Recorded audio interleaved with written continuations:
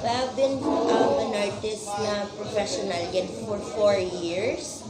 And before I used to work for PR, marketing, events.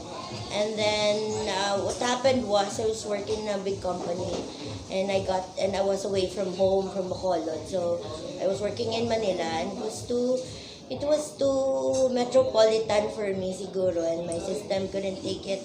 So I was kind of depressed. I had falling hair, everyday mental health issues. So I kind of looked into doing art because I've been doing art before, but I don't really sign my paintings, my doodles. All my textbooks are filled with scribbles and doodles. So I'm really a visual person. I've been to theater, but when we 4 years ago we went to Ayutthaya, an old kingdom in Thailand, and I saw this lady. She was perched on a big rock, and she was just painting the ruins ng Ayutthaya, so kingdom. So kita ko sa eyes niya, she was really happy and she didn't mind the thing outside her world. Sabi ko, when I go back to Manila, I will buy one brush and a few paints siguro. And then I started, when I went back here, I started painting. And then 6 months on, I decided to resign. No savings, no everything. I resigned and went back here to Bacolod. And then until this is my 7th solo exhibit. Seventh solo. Ang exhibit mo, when was the first exhibit? Well, 6 months into starting. Yeah. Sabat, i-include ang Pamangkot, yeah. Sige. When was your first exhibit? My first exhibit was in 2016, April, in Manila, which was just friends, and I was celebrating my birthday. So I invited friends from work and Bacolod friends also. They came to the Grove in Pasig. So it was a night lang, one night exhibit. I just want to share with people. I exhibited about mga 60 paintings that I've been doing day and night. I was doing paintings while I was still working. So after that, I did another exhibit here in Bacolod. Same thing. Yeah. You mentioned about mental health earlier.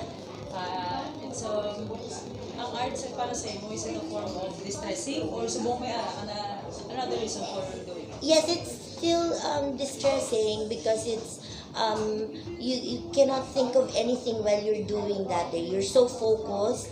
You are consumed day and night. You're consumed of how to get these ideas out of your head. So there is no room for idleness. There's no room for thinking about anything about anxiety. Of course, I still have anxiety attack from probably isang lapit na lang, isang exam. Pero because of art, it goes away. It's a therapy for me, both painting and both making mosaics. Anything about art. Mosaic. Why did you decide sa tile as medium? Well, I decided to do mosaics because I was excited na I never thought that I could do this. And there's somebody here who is teaching mosaic here in Bacolod. She's Miss Gigi Campos, one of the most respected artists in Negros, and she's also one of the founders of Association of Negros Producers. So she's been inviting me for 6 years.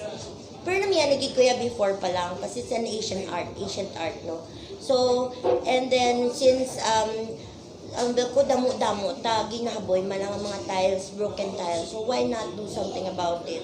So of course we still buy tiles na buo, but more of ang mga broken tiles. I try to make sure that like more than 50% of my work is really broken tiles because I want to make use of something that people discard na. And it's also like painting. It's just that it's much harder, I think, because it's you have to hand cut every piece of the mosaic. It's not like you have a piece and then you glue. No, you have to shape it so that each will also fit the other tiles that is beside it. Ang paintings mo, let's talk about Balay-Balay. Yes. How did you come up with the concept? Well, the name of the I came out with the concept Balay Balay because I was traveling in Palawan last year for 2 weeks. So we went to Puerto Princesa, Port Barton, El Nido, and Coron. And I was doing this theme of stilts, houses on stilts. So I've done several exhibits about it. But then I saw naman how our islas, our islands in the Philippines, we have all these really cool different designs of houses na on stilts. You have different characters. It has its own, each house has its own character, and it tells about who the persons are living there, what the people are doing, or for a living. For example, if they're fishermen, there are like fish nets sa kilid, and then all that may sailboat sila. So that's what came out of Balay Balay. And then also iniligay nun, Balay Balay means playing house, di ba? Kampang kita Balay Balay and all these indigenous games. And I saw also in my travels that most kids are actually still doing these indigenous games. Ang sa syudad ya siguro amo na into cellphone na, into tablets, but in the countryside and then in the islands, in the beach fronts, they're still doing this mga taksi, gapalupad burador, which is something that is really close to me because batang 80s, batang 90s ko So, it's still, and I would still want it to continue because it's a different dynamic for you to be able to experience all these games. So, and also the name of the restaurant, the art cafe that we're here is Modern Hut. So we said do hampang na lang sa balay-balay sa Modern Hut daw muna. Do you have any formal training sa art? No, I don't have a formal training in art, but my brother is a painter. Most of the people in my family, lalo na in my mother's side, are painters, musicians, composers, lyricists, and all teatro. So I was really into art.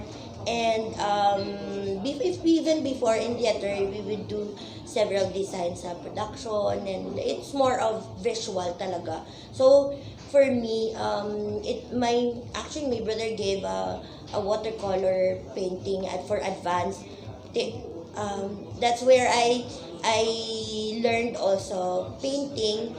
Pero, syempre kulbaan ko, kay ulam ko ga watercolor before. Because for me, my brother is the master artist. So, I didn't want to go into it. And then he said, sige na wala, go, kasi pinta ka man. You just don't, wala mo lang ginaseryoso. So, even late in life, you can still start. Di pa makot ko ni Kagina Sebo? Mamakot ko lang, di ba? And how would you describe your artistic style? Well, I can't really, my artistic style is not really, can't be put into one like genre, but basically modern take on houses, because most of our national artists and even most Southeast Asian nation na artists would do houses on stilts. It reflects our culture, our heritage, the places that we have here and the people that we have here. So for me, anything that I experience in my travels or sanggamay ko, or the things that surrounds us, I think that is the best na nga maubrahan ko na mga paintings and mga art, because it is near to my heart and to my experiences. Last na lang, how long will you keep on doing this? May plano ka mag-stop, or do you see yourself thinking and doing the same kind of work for as long as you can? Yeah. I don't have na idea to stop, because as we have opened now, I am thinking of the next things to do, because I've learned to practice it na it has to be your lifestyle. It has to be in your life. Doing art. You cannot, most of the artists would say that you cannot call yourself an artist if you don't do art. If you can't do it, kung mudo-mudo lang, hindi na yan guro. Para sa ako niya, that's what separates a hobbyist and probably professional or seryoso gid na artist, because you do it for yourself. For me, I do my my artwork, each painting, if I don't sell it or if nobody wants it, it's okay. Because I love it, I like it for myself, I would hang it in our house. So, okay lang gid, pero you have to do it first for yourself. Kung namian ka gid, paano ka manamian ng iba na tao kung wala ka mismo namian sa work mo? 'Di ba? So, it is a plus that people like na lang. Ang isa ka like or people telling you, ay kanami, nasadyahan ko. So, namian ako na because I was able to like get a smile from you from my paintings. So, no reason to stop.